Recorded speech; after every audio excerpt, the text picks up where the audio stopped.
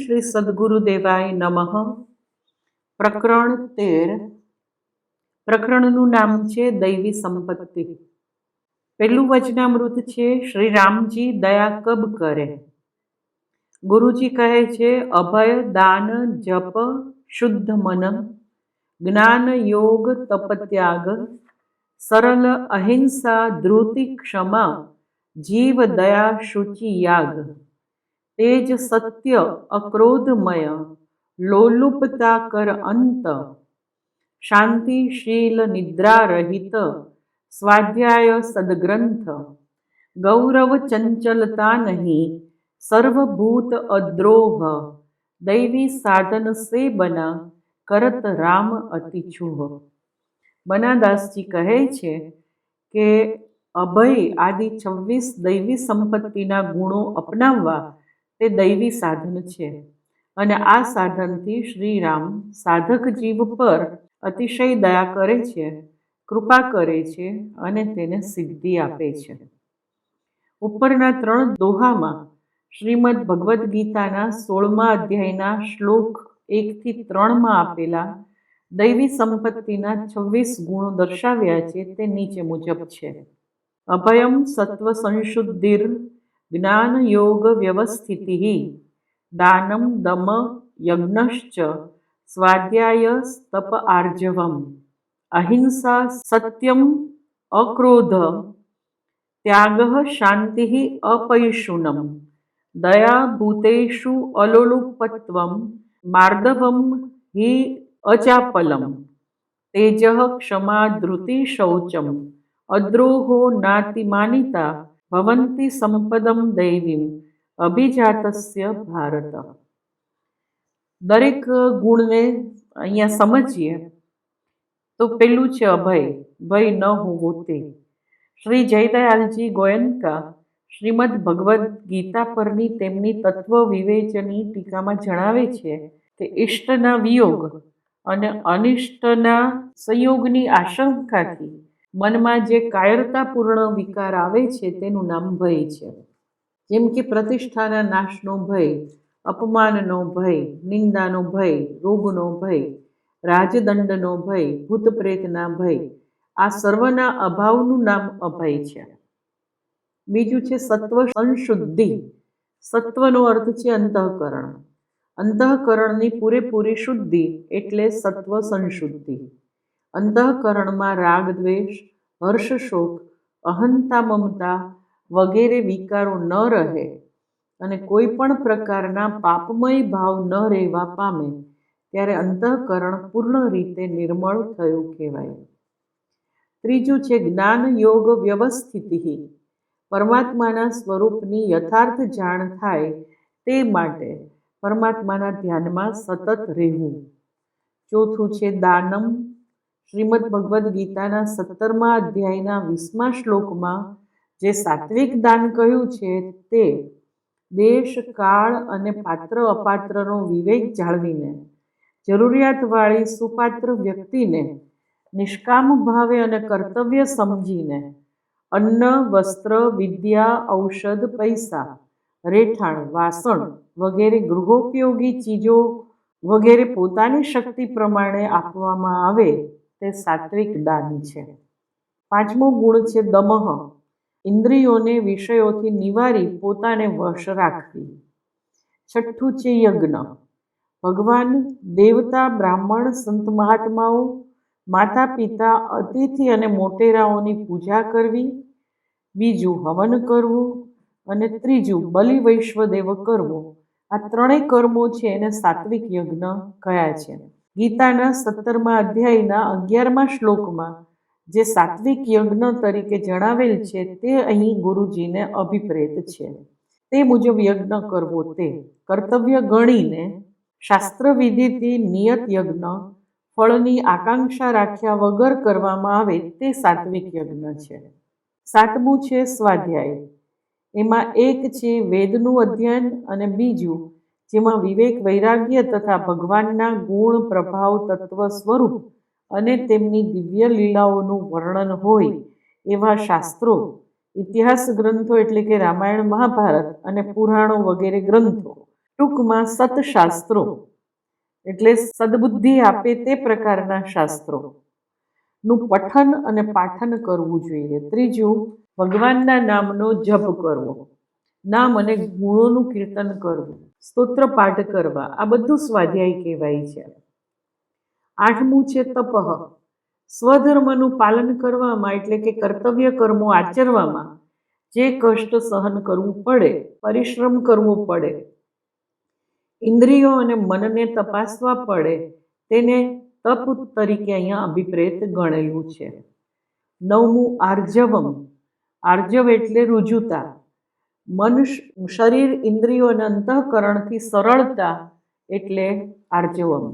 10મું છે અહિંસા, મન, ઇન્દ્રિયો તેમજ શરીરથી કોઈ પણ પ્રકારે કોઈને કષ્ટ ન દેવું તે અહિંસા કહેવાય છે. મનથી કોઈનું ખરાબ ઈચ્છવું નહીં, વાણીથી કોઈને કઠોર કહેવું નહીં કે ગાળો દેવી નહીં, ખરાબ શબ્દો કહેવા નહીં અને શરીરથી કોઈને મારવું નહીં કે કષ્ટ દેવું નહીં કે કોઈ પણ પ્રકારે હાનિ ન કરવી તે સર્વ અહિંસા છે. પોતે તો હિંસા ન કરવી પણ બીજા પાસે પણ ન કરાવવી, તેમજ કોઈ પણ હિંસાને અનુમોદન પણ ન આપવું કે હા તમે સાચું કર્યું, આ કર્યું, એવી ખોટી વાત છે હિંસાને લગતી, એમાં હાયા હાનિ કરવાની. 11મું છે સત્યમ, યથાર્થ, પ્રિય અને હિતકર બોલવું, તે કપટ રાખ્યા વગર અંતઃકરણમાં જે અનુભવ થાય તે પ્રગટ કરવો, જેવું જોયું સાંભળ્યું હોય તેવું જ કહેવું, આ સત્ય કહેવાય છે.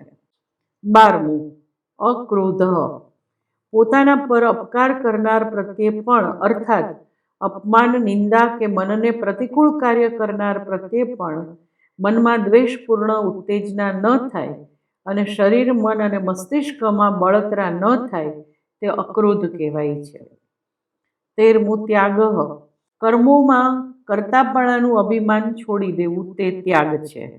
પોતાના આત્માની ઉર્ધ્વગતિમાં બાધક વસ્તુ, વ્યક્તિ, ભાવ કે ક્રિયાને ત્યજી દેવા તે પણ ત્યાગ કહેવાય છે.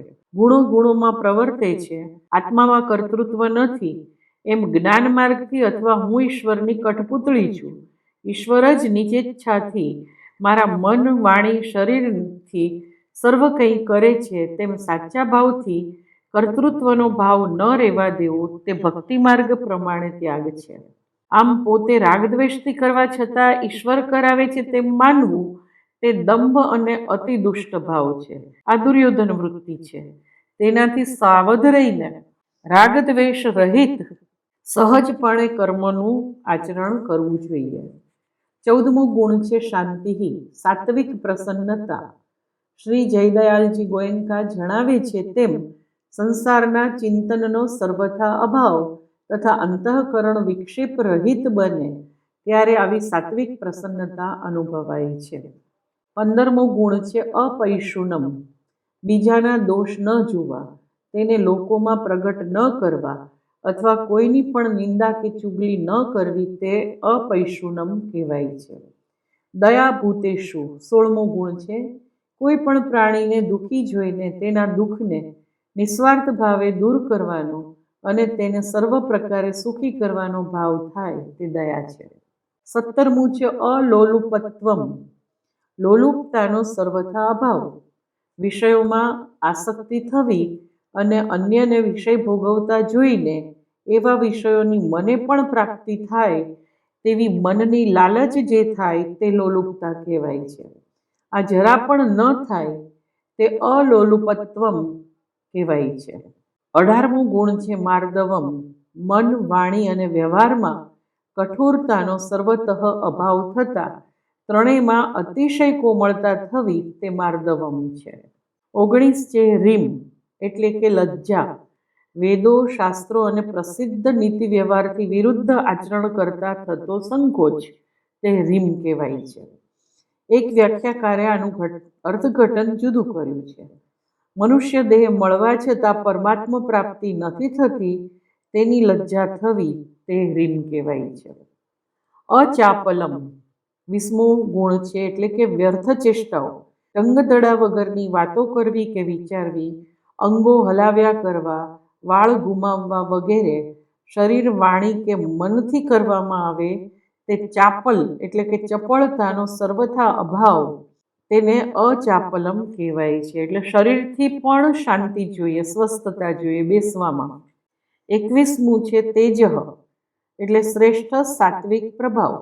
આપણામાં જો આ વિશિષ્ટ શક્તિઓ હોય તો હલકા સ્વભાવની વ્યક્તિ પણ અન્યાયી કે અધર્મનું આચરણ કરતી અટકી જાય અને સારી પ્રવૃત્તિમાં જોડાઈ જાય. 22મો ગુણ છે ક્ષમા. પોતાનું ખરાબ કરનારને પણ દંડ દેવાનો વિચાર પણ ન થાય અને અપકારને ભૂલી જવાય તે ક્ષમા કહેવાય છે. 23મો ગુણ છે ધૃતિ, એટલે કે ધૈર્ય. ગમે તેવી આપત્તિમાં, ભય કે દુઃખમાં પણ વિચલિત થયા વગર ધર્મ એટલે કે કર્તવ્યમાં સંલગ્ન રહેવું તે ધૃતિ છે. 24મું શૌચમ. અહીં બાહ્ય શુદ્ધિના અર્થમાં છે સત્ય અને પવિત્ર વ્યવહારથી દ્રવ્ય શુદ્ધિ થાય છે. આવા દ્રવ્યથી જે અન્ન પ્રાપ્ત થાય તે આહાર શુદ્ધિ થઈ, અને યોગ્ય વર્તાવથી આચરણ શુદ્ધિ, અને જલમાટીથી પ્રક્ષાલન કરવાથી શરીર શુદ્ધિ થાય છે. એટલે ત્રણેય પ્રકારનું શૌચ છે એ આમાં મહત્વનું છે, જરૂરી છે. 25મું છે અદ્રોહ. પોતાની સાથે શત્રુત્વ રાખનાર વ્યક્તિ તરફ પણ દ્વેષ કે શત્રુતા ન રાખવા તે અદ્રોહ કહેવાય છે. અને ન અતિમાનિતા. પોતાને શ્રેષ્ઠ, પૂજ્ય કે ઉચ્ચ માની માન, મોટાઈ, પ્રતિષ્ઠા, પૂજા કે સત્કારની ઈચ્છા ન રાખવી તેને નાતિમાનિતા કહેવાય છે. આ 26 ગુણો દૈવી સંપદ કહેવાય છે. શ્રી જયદયાલજી ગોયંકાની વ્યાખ્યા પ્રમાણે આ અર્થઘટન મોટે ભાગે કર્યું છે. આમાં સારા ગુણો અને સદાચારને લક્ષણો તરીકે દર્શાવ્યા છે. આ સદ્ગુણો અને સદાચારની તીવ્ર ઈચ્છા રાખી તે માટે સાધન દશામાં પ્રયત્ન કરવાનો હોય છે. સિદ્ધ દશામાં આ લક્ષણો સ્વાભાવિક બની જાય છે. સાધન અવસ્થા તથા સિદ્ધ અવસ્થાના જીવો દૈવી સંપત્તિ વાળા જ ગણાય. સાધનાવસ્થામાં આ માટે અંતઃસ્થલથી ઈચ્છા થવી જોઈએ અને નિષ્ઠાયુક્ત પ્રયત્નો કરવા જોઈએ. वचनामृत 2. अपात्र को ब्रह्म विद्या नहीं दी जाती. ब्रह्मवादी अपनी विद्या के साथ मर जावे यह सत्य है, पर अयोग्य पात्र को देना अशक्य है.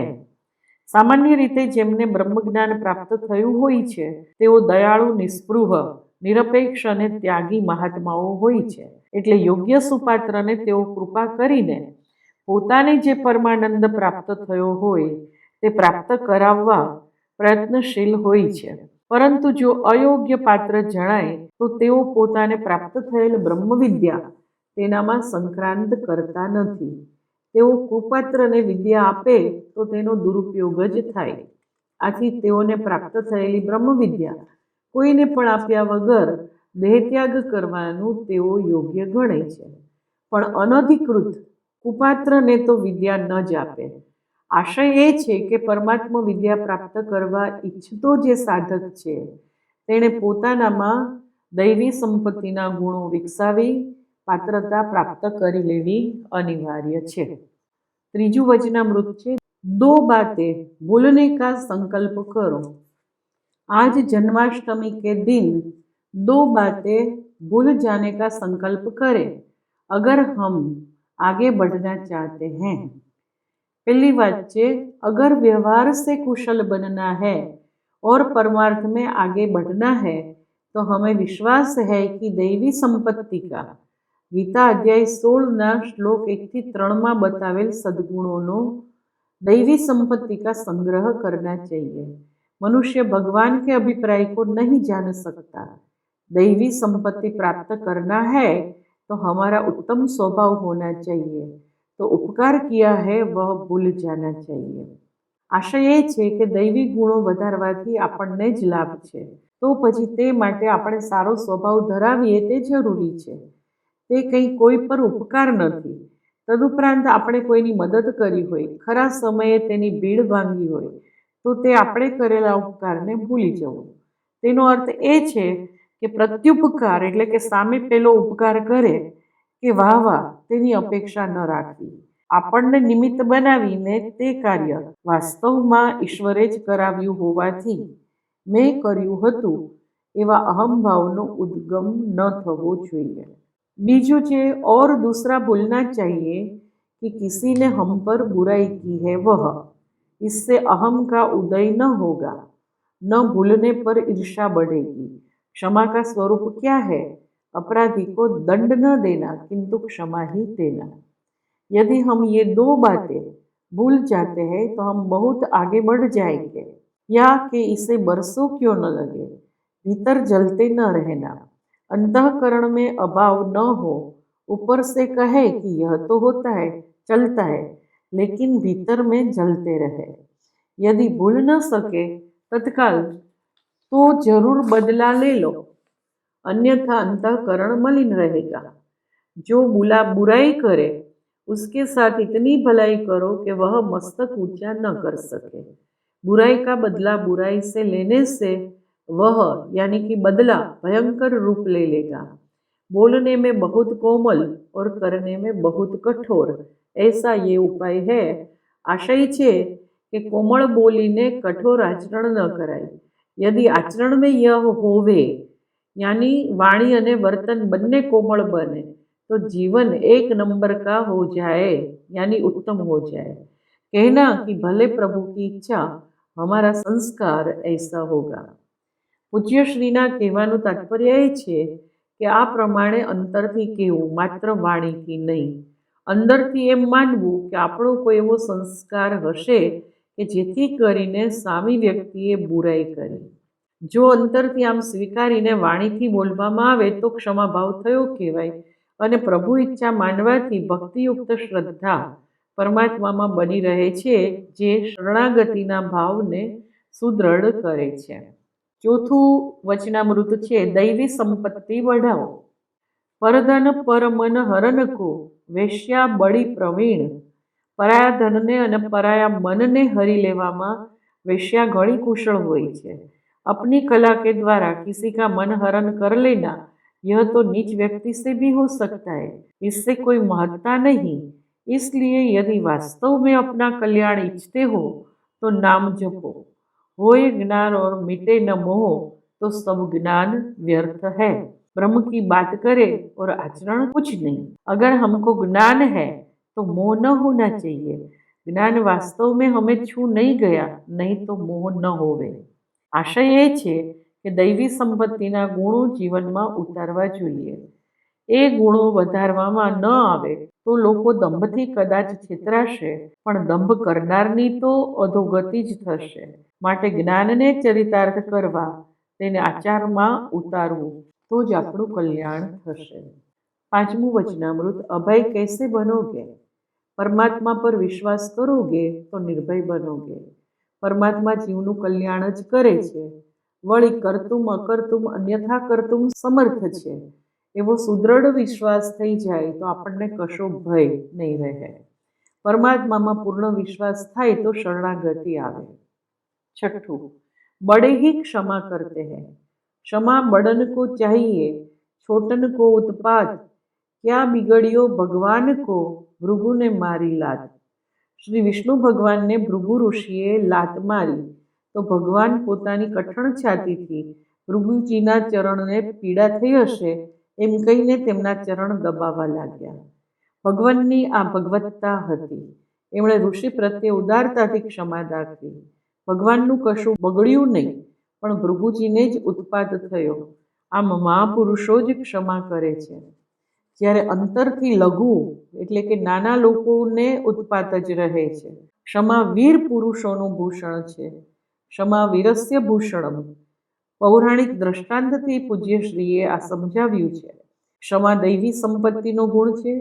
દૈવી સંપત્તિનો આ ગુણ અંતરની મોટાઈ હોય તેને સહજ હોય છે। તેજઃ ક્ષમા ધૃતિઃ શૌચમ। શ્રીમદ ભગવદ્ ગીતાના 16મા અધ્યાયનો 3જો શ્લોક। ભક્ત રહીમજીએ બનાવેલો દોહો શબ્દફેર સાથે પૂજ્યશ્રીએ આપ્યો જણાય છે। છીમાં બડન કહ ચાઈએ, છોટન કહ ઉત્પાત। કા રહીમ પ્રભુ કર ઘટેવું, જો ભૃગુ મારી લાત। રહીમજીએ આપેલો દોહો છે એ ગુરુજીએ આપણને સમજાય એવા શબ્દોમાં કીધો છે। છીમા એટલે ક્ષમા, सातमूं છે दया का सही लक्षण। अपने पुत्र, पिता, माता, पत्नी आदि का दुख देखकर हृदय जैसा द्रवीभूत होता है, इसी तरह कोई अपरिचित दीन दुखी का दुख देखकर द्रवीभूत होवे और जितनी स्वजनों का दुख मिटाने की कोशिश हम करें, इतनी अपरिचित व्यक्ति से स्वार्थ रहित होकर मदद करे, इसका नाम ही दया है। अयम निजः परो वेत्ति गणना लघुचेतसाम ઉદાર ચરિતા નામ તું વસુધૈવ કુટુંબકમ। અર્થ આ પોતાનો છે ને આ પરાયો છે એવી ગણતરી લઘુચેતસામ એટલે સાંકડા મનવાળાની હોય છે, પણ ઉદાર ચરિત્રવાળાને મન તો પૃથ્વી જ કુટુંબરૂપ છે। પોતાની વ્યક્તિ તરફ જેવો તેના દુઃખના સમયે ભાવ હોય તેવો જ ભાવ બીજા ઉપર થાય અને તેનું પણ દુઃખ દૂર કરવાનો નિસ્વાર્થ ભાવે વાહવા કરશે કે લોકમાં યશ મળશે એવી અપેક્ષા વગર જો પ્રયત્ન કરવામાં આવે તો જ તે દયા કહેવાય। આ લક્ષણ સંત ભક્ત કે જ્ઞાનીમાં જ હોઈ શકે। અહમ મમ ધરાવતી સંસારી વ્યક્તિએ ક્યારેય સાચા અર્થમાં દયા કરી નથી શકતી। દયા દૈવી સંપત્તિનો એક ગુણ છે। 8મું વચનામૃત। आत्मबल कैसे बढ़े। आत्मबल ईश्वर के प्रति श्रद्धा, विश्वास, प्रेम और निष्ठा से बढ़ता है। दैवी संपत्तिनो प्रथम गुण सेनानी, सेना नायक जेने कही शकाय ते अभय छे। अने ते अभय कई रीते आवे ते सद्गुरुदेवश्रीए राजकोटमां एक प्रवचનમાં स्पष्ट कर्युं छे। दैवी संपत्ति का प्रथम गुण है अभय। बिना अभय के दैवी संपत्ति का विकास नहीं होगा। परंतु यह अभय कैसे आवे। अभय आता है आत्मविश्वास से, और आत्मविश्वास आशाओं का त्याग करने से आता है। जब तक दिल में कोई भी आशा हो तब तक सच्चा आत्मविश्वास नहीं आता है। आम दुनियावी आशा तजी केवल परमात्मा ज श्रद्धा, विश्वास, प्रेम और पाक्की निष्ठा राखवाथी आत्मविश्वास के आत्मबल वधे छे। भगवान के पर विश्वास के बिना अभय नहीं आता है। भगवान पर विश्वास उत्पन्न होने पर ही अभय प्राप्त होगा। आत्मबल भी तभी बढ़ेगा। भगवत विश्वास के बिना आत्मबल की प्राप्ति नहीं होती। प्रवचन पुंजमांथी आ वाक्य लीधुं छे गुरुजीनुं।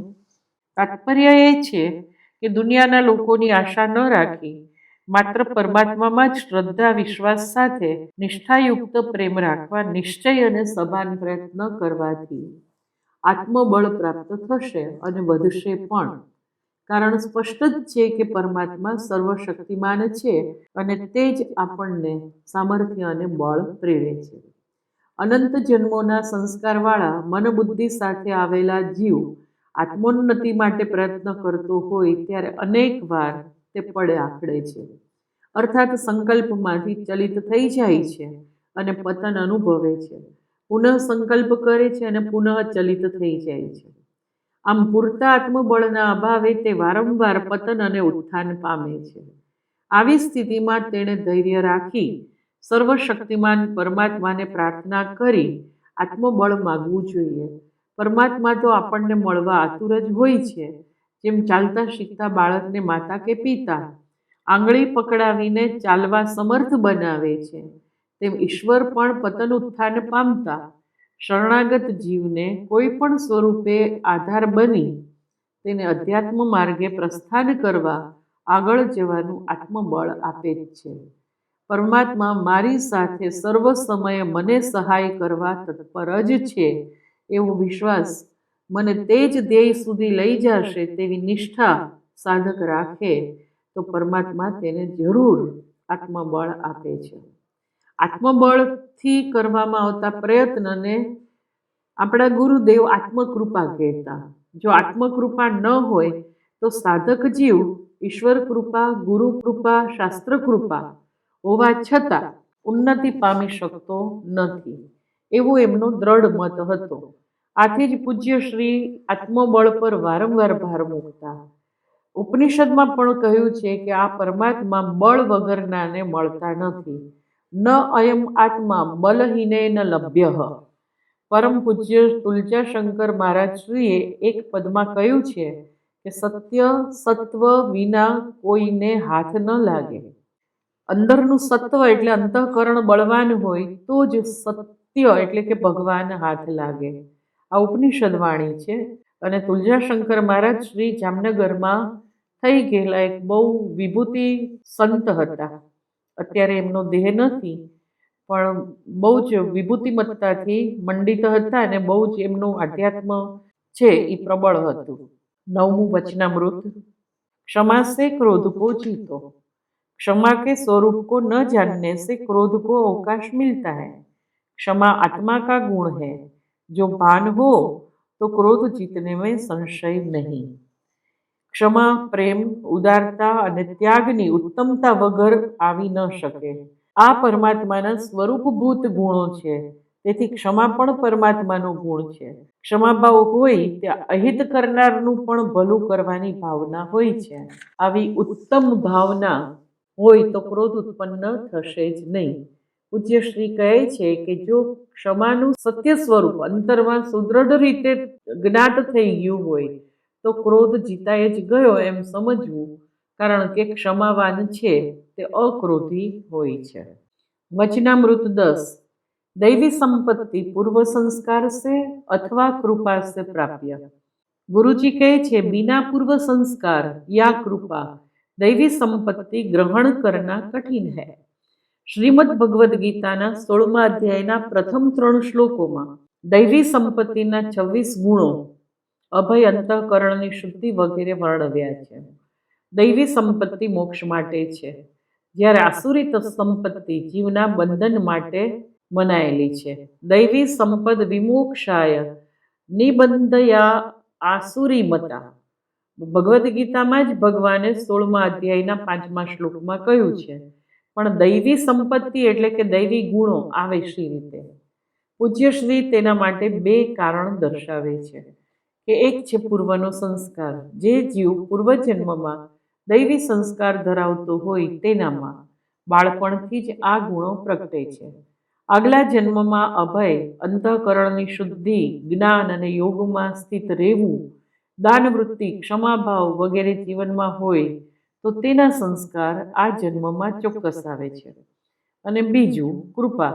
ગયા જન્મના દૈવી સંપત્તિના ગુણો ન હોય અથવા કોઈ સિદ્ધ ગુરુ કે સંતની કૃપા થઈ જાય તો આ ગુણો એકાએક પ્રગટી ઉઠે છે.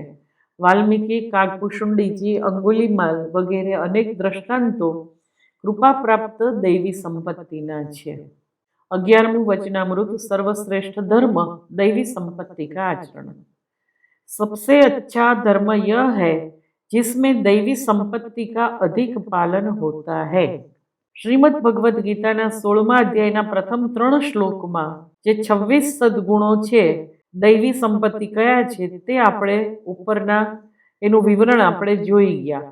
અને ગુરુજી આ વચનામૃતમાં પણ એ 26નો જ ઉલ્લેખ કરે છે.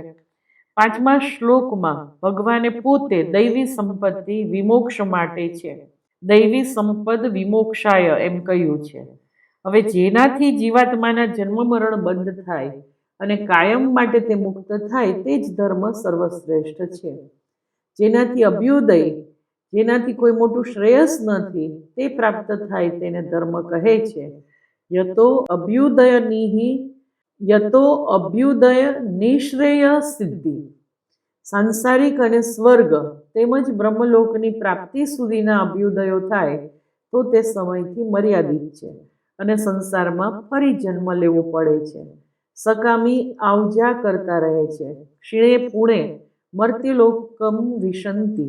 પુણ્ય ક્ષીણ થાય એટલે સકામ ધર્માચાર્યો મૃત્યુલોકમાં ફરી પ્રવેશ કરે છે. ભગવદ્ ગીતાના 9મા અધ્યાયના 21મા શ્લોકની વાત છે. આ બ્રહ્મભુવનના લોકા પુનરાવર્તિનો અર્જુન. 8મા અધ્યાયના 16મા શ્લોકમાં એના પહેલા ચરણમાં ભગવાને કહ્યું છે કે હે અર્જુન, બ્રહ્મલોક સુધીના લોકો પુનરાવૃત્તિવાળા છે. પરંતુ ભગવાને આ જ શ્લોકની બીજી પંક્તિમાં કહ્યું છે કે મામુપેત્ય તુ કૌંતેય પુનર્જન્મ ન વિદ્યતે. પરંતુ હે અર્જુન, મને પામીને જીવ પુનર્જન્મને પ્રાપ્ત કરતો નથી. આમ પુનર્જન્મથી મુક્તિ એ જ પરમ પુરુષાર્થ છે. આથી બ્રહ્મ સુધીના લોકોની આનંદ પ્રાપ્તિ કરાવવા માટે સેવવામાં આવતા ધર્મો કરતા જન્મ મરણના ફેરા ટાળે અને પ્રભુ પ્રાપ્તિ કરાવે એ જ ધર્મ શ્રેષ્ઠ છે, જે દૈવી સંપત્તિના ધર્મો એટલે કે ગુણોનું વધારેમાં વધારે પાલન કરવા રૂપ છે. માટે જ પૂજ્ય શ્રી આ ધર્મ એટલે કે દૈવી સંપત્તિના ગુણોના અધિકતમ પાલનને સર્વશ્રેષ્ઠ ધર્મ કહે છે. 12મું વચનામૃત છે અભય કી નિરામયતા. અભય નિરામય કૈસે હો શકે સોચો. નિરામયનો એક અર્થ શુદ્ધપણ થાય છે. આમય બરાબર દોષ, બીમારી, અંતરાય. આથી નિરામય એટલે નિર્દોષ, નિરોગી એવો અર્થ થાય છે. અહીં તે શુદ્ધ એટલે કે પ્યોર અથવા પૂર્ણ એટલે કમ્પ્લીટ અથવા અપતનશીલ એટલે ઇનફોલિબલ અર્થમાં છે. સાધકમાં અભય પૂર્ણ, શુદ્ધ તેમજ અપતનશીલ એટલે કે ફરી એમાંથી ડગી ન જવાય એ અપતનશીલ તો જ હોઈ શકે જેને સર્વશક્તિમાન ઈશ્વરમાં વિશ્વાસ હોય, જે ભગવાનનો જ સમાશ્રિત હોય, મન વચન અને કર્મથી પરમાત્માને જ સમર્પિત હોય, તેને કોઈનો અને ક્યાંયથી પણ ભય નથી હોતો. ન બિભેતી કુતશ્ચન. પરમાત્મા છે, હું તેનો આશ્રિત છું, તે સર્વ કંઈ કરવા સમર્થ છે, તે જે કરશે તે મારા હિતનું અને મંગળ જ કરશે. આવો જેનો અંદરનો ભાવ હોય તે પૂર્ણ અભયયુક્ત હોય છે. નિષ્કર્ષ એ છે કે પરમાત્મામાં જ પૂર્ણ શ્રદ્ધા એટલે કે એબ્સોલ્યુટ ફેઇથ હોય તો જ વ્યક્તિ સાચા અર્થમાં ભયમુક્ત બની રહે છે. પ્રહલાદજી આનું ઉત્તમ દ્રષ્ટાંત છે. એમને હિરણ્યકશિપુના એક પણ ધમકીઓ એને ડગાવી શકી નહીં. 13મું વચનામૃત છે दैवी संपत्ति के सभी गुण कैसे आवे. अगर दैवी संपत्ति का एक भी गुण सांगोपांग हम में आ जाए तो और दूसरे गुण तो उसके पीछे अपने आप ही आ जाएंगे. दैवी संपत्तिना 26 गुणો જે ભગવદ્ ગીતામાં 16મા અધ્યાયના 3 શ્લોકમાં આપ્યા છે. કોઈને એમ થાય કે આ બધા ગુણો આપણામાં ક્યારે ને કેમ આવે.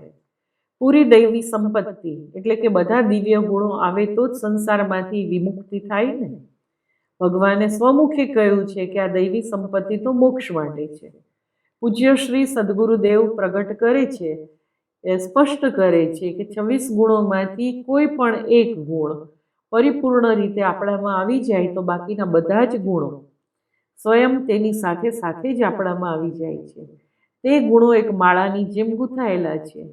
જેમ માળાનો એક જ મણકો પકડીએ તો આખી જ માળા હાથમાં આવી જાય છે, અથવા વસ્ત્રનો એક જ ચીડો પકડવાથી આખું વસ્ત્ર જ પકડાય છે, તેમ એક ગુણ જીવનમાં પૂર્ણતઃ અપનાવવામાં આવે તો બધા જ ગુણોની શૃંખલા એટલે કે શ્રેણી એટલે સાંકળ આપણામાં પ્રગટે છે. દાખલા તરીકે જે માણસમાં અભય હશે તેને સત્યનું જ બોલવાનું ને આચરવાનું સહજ થઈ જશે. નિર્ભય વ્યક્તિ જ અહિંસા પૂર્ણ રીતે પાળી શકે, કારણ કે તે કોઈ પણ પ્રકારના પ્રલોભન કે દાબથી હિંસા નહીં જ કરે. એટલું જ નહીં, પરંતુ મૌન રહીને છળથી આંખ મીચામણા કરીને અનુમોદન પણ નહીં આપે, પરંતુ નિર્ભયતાથી તે વિરોધ કરશે. માટે 26ની સંખ્યા જોઈ નિરાશ કે નાસીપાસ થવાની જરૂર નથી. કોઈ પણ એક ગુણ, ગમતો ગુણ જીવનમાં પૂરેપૂરો ઉતારો અને બધા જ ગુણો પ્રગટી ઉઠશે. મહાવીર સ્વામીએ અહિંસાના ગુણને સાંગોપાંગ પોતાનામાં ઉતાર્યો તો કૈવલ્ય મોક્ષ પામી જીનેન્દ્ર થયા. આવા અનેક દ્રષ્ટાંતો છે. આ પ્રકરણ અહીંયા સમાપ્ત થાય છે. આપણે પ્રકરણનો સાર જોઈએ. શ્રીમદ ભગવદ્ ગીતાના 16મા અધ્યાયના પ્રથમ 3 શ્લોકમાં આપેલા સદગુણો પરમ સાત્વિકતા દર્શાવે છે. આ ગુણો પ્રયત્નપૂર્વક જીવનમાં ઉતારનારનું મન અતિ પવિત્ર બની જાય છે. શ્રી રામચરિત માનસમાં ભગવાન શ્રી રામ સુગ્રીવને કહે છે કે નિર્મળ મનનો ભક્ત મને પાવે છે. નિર્મલ મન જન સો મોહી પાવા. નિષ્કર્ષ એ છે કે દૈવી સંપત્તિના ગુણો જે ધરાવે છે તે પરમાત્માનો કૃપાપાત્ર બની રહે છે. ભગવાન કૃપા કરી તેને પ્રાપ્ત થાય છે. દૈવી સંપત્તિ મોક્ષ માટે છે એમ ગીતામાં દૈવી સંપદ વિમોક્ષાય એમ સ્પષ્ટ કહ્યું છે. અભય, દયા, ક્ષમા, અક્રોધ વગેરે સર્વ ગુણોની એક જ શૃંખલા છે. આથી કોઈ પણ એક ગુણને સર્વાંગીપણે અને સંપૂર્ણતઃ જીવનમાં ઉતારીએ તો બાકીના બધા ગુણો પરસ્પર સંકલિત છે, ઇન્ટર રિલેટેડ છે. એમ હોવાથી જીવનમાં સ્વયં આવી જશે. મહાવીર સ્વામી, ગૌતમ બુદ્ધ, ગાંધીજી વગેરે અહિંસા એ એક ગુણને પ્રધાનતા આપી તો બધા દૈવી ગુણો તેમના જીવનમાં પાંગરી ઉઠ્યા. દૈવી સંપત્તિનો પ્રથમ ગુણ અભય છે. તે હોય તો સત્ય, અહિંસા, ક્ષમા વગેરે ગુણો આવવાના જ છે. પૂજ્યશ્રીએ અભય બનવા માટે પરમાત્મામાં વિશ્વાસની આવશ્યકતા દર્શાવી છે. આ દર્શાવે છે કે દૈવી સંપત્તિ પણ ભક્તિ અને શરણીય પ્રભુમાં પાક્કો વિશ્વાસ માગે છે. આ ન હોય તો અભય કેમ ટકે? આથી જ પૂજ્યશ્રી પરમાત્મામાં વિશ્વાસ રાખનારા જ અભયયુક્ત બને છે એમ સ્પષ્ટ કરે છે. અભય, આત્મબળ, સત્ય આદિની આધારશિલા પરમાત્મનિષ્ઠા અને શ્રદ્ધા હોવાનું પૂજ્યશ્રી ભારપૂર્વક જણાવે છે. નિષ્કર્ષ એ છે કે સાચી ભક્તિ અને પરમાત્મા શરણાગતિ ભક્તમાં હોય તો જ દૈવી સંપત્તિ તેના સહજ પરિણામ રૂપે આવે છે. આમ અંતે તો ભગવત પ્રેમ અને પ્રભુ નિષ્ઠા જ કૃપા માટે કારણરૂપ છે. ભગવત શક્તિ અને ભગવત શ્રદ્ધા વગરના પોતાને દૈવી સંપત્તિવાળા માનતા દેશ સેવકો અને સમાજ સુધારકો વાસ્તવમાં તેવા નથી હોતા. છેવટે તેઓમાં વિકૃતિ અને પરિણામે પતન જોવા મળે છે. સાચી દૈવી સંપત્તિ ભગવત શ્રદ્ધા પર નિર્ભર છે. ગાંધીજી, મહાવીર સ્વામી, ગૌતમ બુદ્ધ આદિ મહાપુરુષો અધ્યાત્મપરાયણ અને પરમ સત્યના પંથે જ હતા. વિવેક સંપન્ન બ્રહ્મનિષ્ઠ સદગુરુ દૈવી સંપત્તિના ગુણો જેનામાં હોય તેવા સુપાત્રને જ બ્રહ્મ વિદ્યા આપે છે. દૈવી સંપત્તિ વિકસાવવા, ઉદારતા, ક્ષમાશીલતા વિશેષે વધારવા સંકલ્પ કરીએ તો જ જન્માષ્ટમી જેવા પર્વો ઉજવ્યા સાર્થક ગણાય. જન્માષ્ટમીના ઉત્સવના નિમિત્તે પૂજ્યશ્રીએ દૈવી સંપત્તિ પર પ્રવચન કર્યું હતું અને તે વિકસાવવા માટે અનુરોધ કર્યો હતો. સર્વ ભક્તજનોને જય ભગવાન. સદગુરુદેવ કી જય.